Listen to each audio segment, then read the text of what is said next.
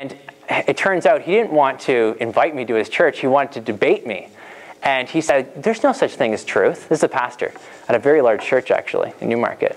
And he said, you can't actually tell people that Christianity is true. They don't believe in truth. There is no truth.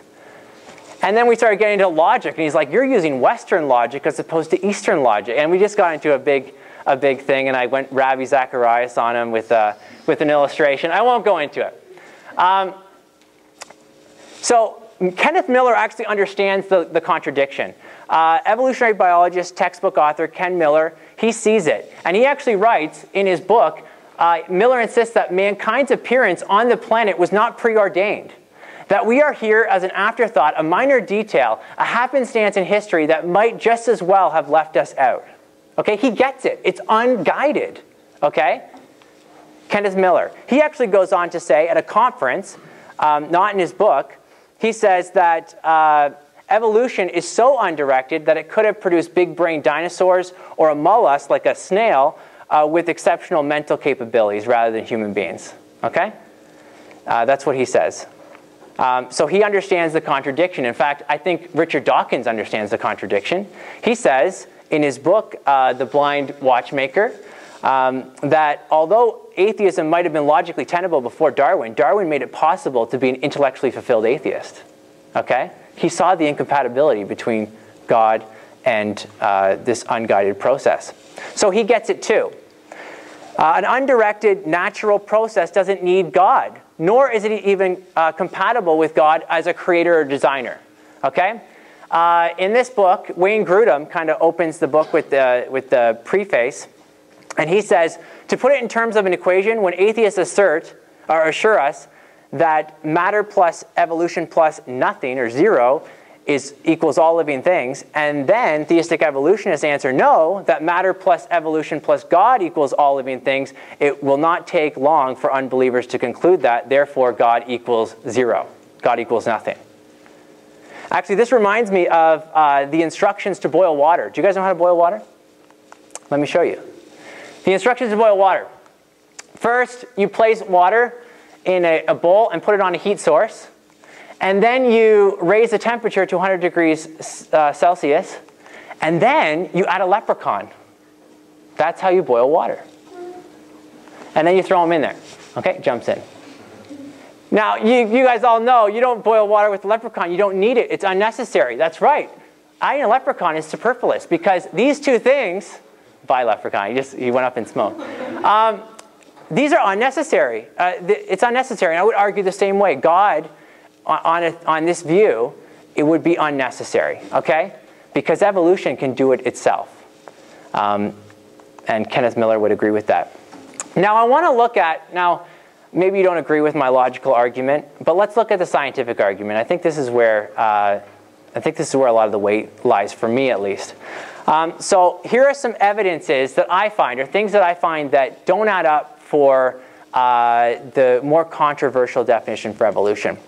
So if it turns out that there's serious scientific problems for the theory of evolution, then Christians don't need to add it to their theology, okay? Which I think is what a lot of people are doing. They're feeling that pressure, and they're doing that. So remember, there's two types of evolution, micro and macro. Let's look at the evidence for macroevolution. Now, macroevolution has these two pillars. I've already mentioned them before, so we'll pass that. You can boil the first pillar down to the tree of life, okay? All organisms came from a single common ancestor we call the tree of life. Morphology is just a change in body features over time going up here. And so we have our single protus at the beginning here, and then we have all life today, okay? So that's the tree of life. This is vertical change. This is the Gouda U via the zoo evolution. This is how they describe it.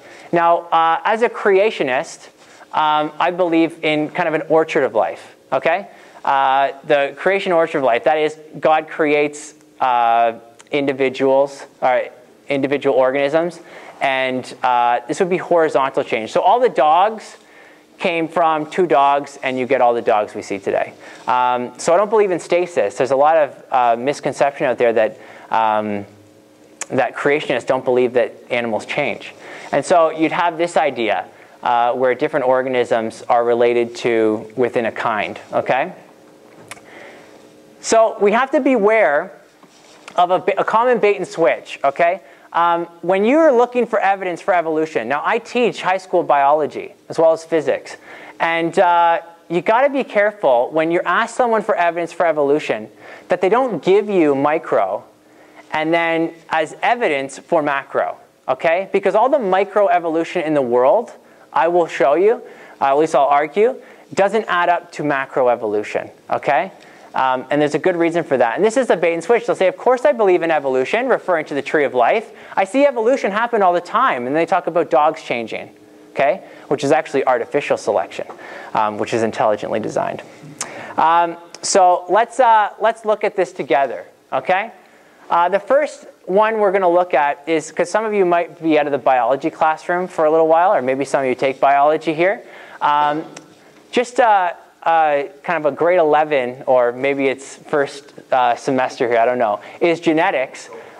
Natural selection is often used as evidence for evolution. So I'm going to describe how natural selection works as simply as I can.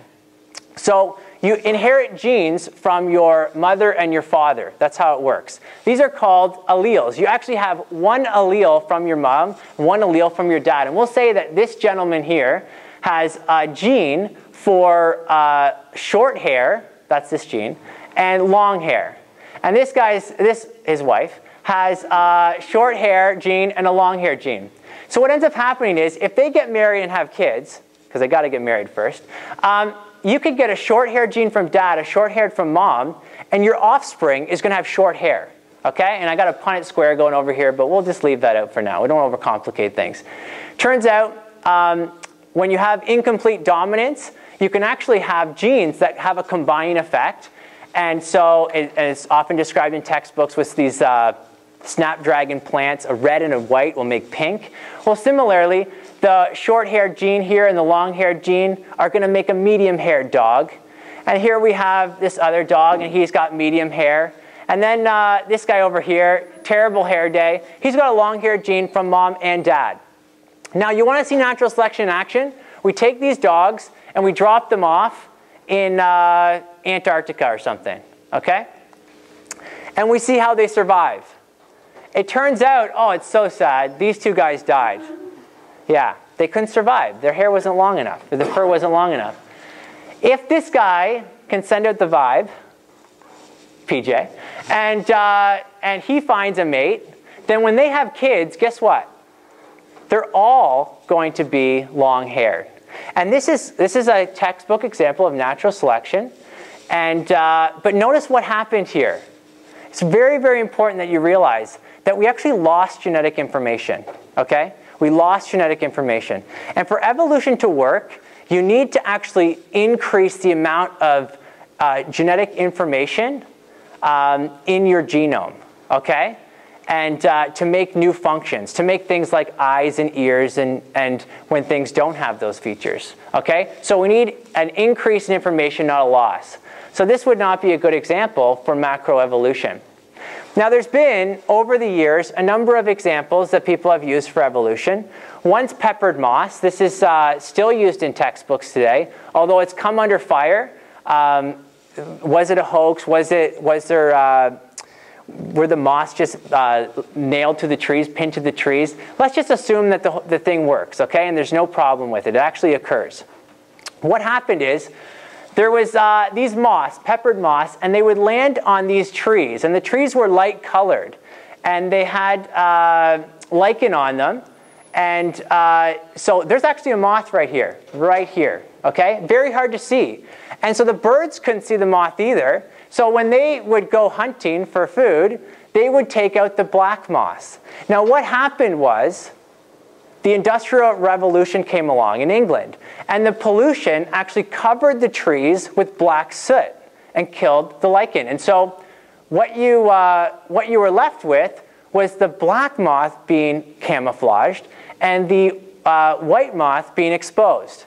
So here's what happened. The population of white moss, which was really high and black was low, just kind of switched, okay? And so now we have a lot of black moths and less white ones. A population switch. And this is often used as evidence for evolution. But notice, both moths existed before this happened and after this happened. So it's just a population change. And actually, today, because the pollution has gone down, the trees are starting to go light again and the population is changing again. So again, I don't think this is a good candidate for macroevolution. Another one is finch beaks. Darwin went to the Galapagos Islands and he discovered that there was these finches, and he saw that, hey, maybe these all came from a common finch. And through his extrapolation, he saw that, and through his extrapolation, he thought, hey, maybe this is evidence for evolution, that in millions of years, these finches might evolve into something else. And so we've done many studies since then, and we found that, yes, actually the beak size does grow, and in certain climates, when there's a drought, for example, the bigger beaked birds will actually survive because they can crack into the nuts to get their food, whereas the smaller beaks can't do that, and so they die out. And so there was a 5% increase in beak size. Some scientists found this. Very intriguing study, okay? And then but then when the drought was gone, and actually the population went back. And so again, what's really gone on here? And I would argue that for you to make the extravagant claim that all organisms are descended from a common single-celled ancestor, you need more evidence than this, okay? And so this isn't going to do the trick.